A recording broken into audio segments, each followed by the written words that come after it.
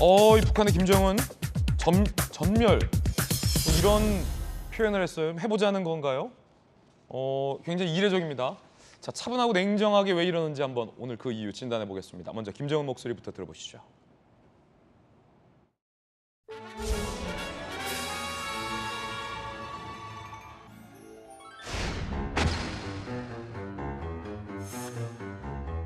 남수선 정권과 군부 깡패들이 맞설 수 있다고 생각한다면 천만에 즉시 강력한 힘에 의해 응징될 것이며 윤석열 정권과 그의 군대는 전면도할 것입니다. 전면도할 것입니다. 더 이상 윤석열과 그 군사 깡패들이 부리는 추태와 객기를 가만히 앉아서 봐줄 수만은 없습니다. 지금 같은 작태를 이어간다면 상응한 대가를 치르게 될 것입니다. 전멸, 윤석열 정권과 그의 군대는 전멸할 것이다. 뭐 이렇게 강도 높은 표현을 했는데 뭐 대통령이 군 통수권자니까 김정은이 그의 군대는이라고 표현을 했을 텐데 김영주 의원님 좀 의아스러워요. 왜냐하면 북한이 뭐 사실은 문재인 정부 때도 말도 안 되는 비난 많이 했어요. 뭐 삶은 소대가리리, 뭐 앵무새, 미국산 앵무새, 뭐 갖은 이야기를 했고 옛날에 오바마 대통령을 향해서는 북한이 뭐 아프리카 원숭이 뭐 이런 얘기까지 해가지고 아연실색했는데 그때만 하더라도 그래도 뭔가 이유가 있어서 북한이 뭐 저런 표현을 했는데 지금 이 백낙은 너무 생뚱맞아요. 갑자기 왜 전멸이에요? 이제 그것은 어쨌든 이게 그 종전순원일 전후가 애국 주간 같은 주간이거든요. 북한으로서는. 그리고 지금 강조하는 것이 50년대에 말하자면 종전 시기에 그 전쟁 참여하는 어떤 그 선배들, 영웅들을 기리자, 본받자. 그만큼 역설적으로 보면 북한이 방역과 경제 어려움을 겪고 있다. 그런 것을 과거 선배를 본받아서 극복하자라고 하는 부분입니다. 그러니까 내부 정치적 부분이고 예.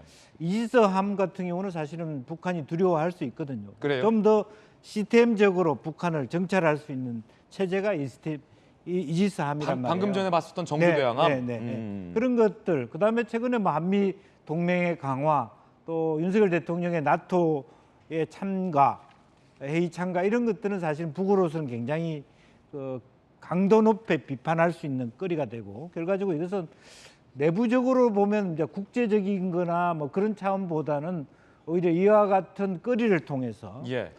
내부 통치를 강화하려고 하는 그런 모습들. 현재 북한 내부에 일고 있는 위기, 예. 경제 위기와 방역 위기, 여러 가지 고립적 위기들을 내부적으로 군대 힘, 예. 과거 전쟁에서 자기들이 말하자면 뭐 승리라고 하는 날이 전승일이라고 하는 건 승리했다고 주장하는 거 아니겠습니까?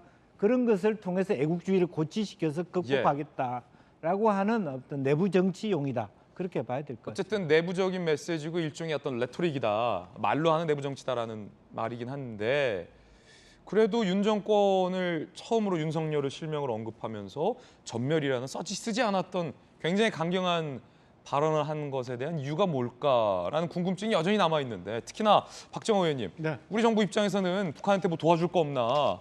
그러니까 뭐 백신도 주겠다, 뭐 도와줄 거 없는지 좀 살피고 있던 중이었는데 사실 그렇죠. 약간 좀 생뚱맞아요.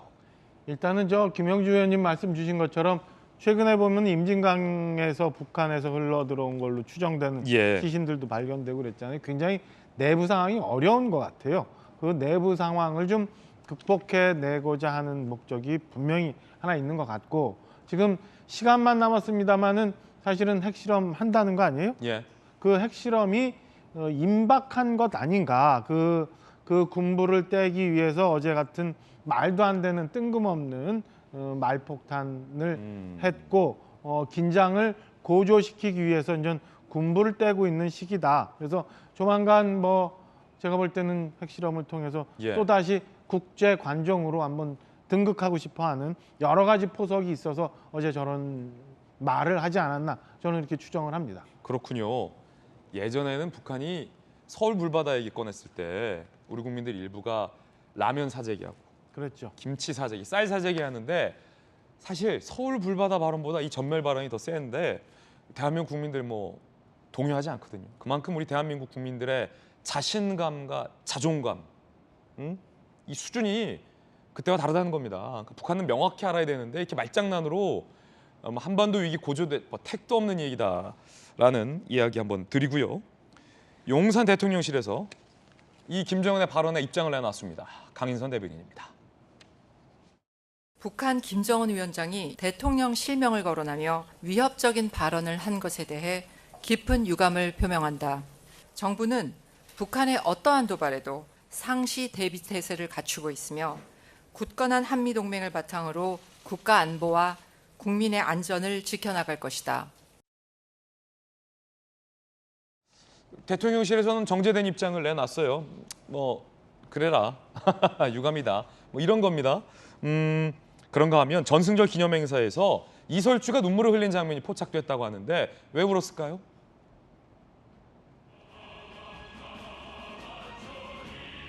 자, 이설주가 노래를 따라 부르다가 울컥한 것 같아요. 코가 빨개지고 침을 삼키고 김정은은 눈 감고 있네요. 자, 이렇게 글썽글썽 눈물을 흘렸다라고 하는데 어떤 저런 분위기, 김용주 의원님, 네. 굉장히 어떤 전승절 기념행사고 사회주의 그리고 독재 국가에서 특히나 옛날 공산권에서 쓰는 노래들이 다 이 선동하는 사람을 선동하는 게 있어요. 둥둥둥둥 우막 이런 거. 네. 그런 분위기에 어떤 도취된 것 같아요, 리설주가. 그러니까 이제 그런 지금 현재 김정은이 쓸 수 있는 정당성은 원정주의적 정당성과 전통적 정당성입니다. 좀 어려운데요, 그러니까 원정주의적 정당성은 하사해 주는 거죠, 경제적으로. 그런데 지금 그게 어려워서 쓸 수가 없잖아요. 예. 여러 가지 대북 제재에 대해서. 결국에는 어떤 정통성을 하냐면 전통적인 우리가 이겨왔다. 과거 영웅들의 노고에 같이 눈물을 흘리면서 실제적으로 보면 전후 복구 사업을 해왔던 그 시절을 다시 해고하면서 그런 감사를 표현을 통해 갖고 애국주의를 구축시키겠다 하는 소위 이설주 역시 어떤 인민배우 출신이니까 그런 감동의 메시지를 전달하고 싶어하는 그런 부분이 있지 않겠냐 그렇게 보여집니다. 그렇군요. 명쾌한 해설도 들어봤습니다.